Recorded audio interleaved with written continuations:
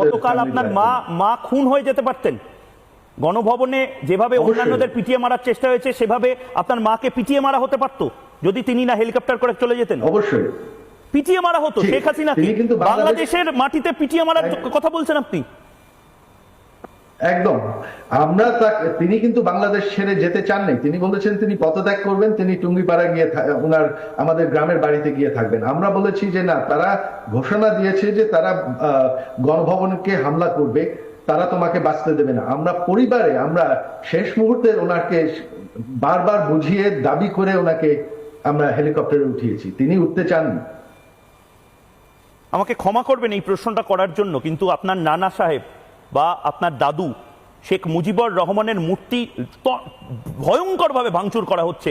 ক্ষমা করবেন এই কথাগুলো বলার জন্য, কিন্তু মূর্তির ওপরে প্রস্রাব করা হচ্ছে। আপনার মায়ের আলমারি তছনছ করে তার থেকে শাড়ি ব্লাউজ যা যা আছে সব বের করে ট্রফির মতন দেখানো হচ্ছে। এটা কোন বাংলাদেশ? এই বাংলাদেশ আপনারা 15 বছর ধরে তৈরি করলেন সজীব ভাই। দেখেন, এই যে আপনি যে কথাগুলি বললেন, এই যে আজকে তারা দাবি করছে যে তারা আমাদের শিক্ষিত, তারা সুশীল, তারা ছাত্র, তারা গণতন্ত্র রক্ষা করছে, এটা কি কোনো আন্দোলনকারীদের কারবার নাকি এটা জঙ্গিদের, এটা একটা মবের কারবার?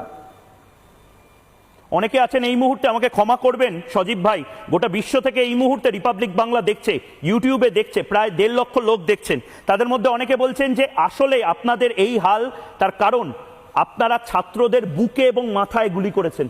ইতিহাস আপনাদের ক্ষমা করবে না। সত্যি কি শেখ হাসিনা শয়ে শয়ে ছাত্রদের বুকে এবং মাথায় গুলি করেছে? মুগ্ধর মতন ছেলেদেরকে খুন করেছে আসলে আপনাদের হাতে কি রক্ত লেগে আছে সজীব ভাই? হাতে রক্ত লেগে আছে? আমি তো বললাম সেই 15 তারিখ রাত্রে আমাদের সরকার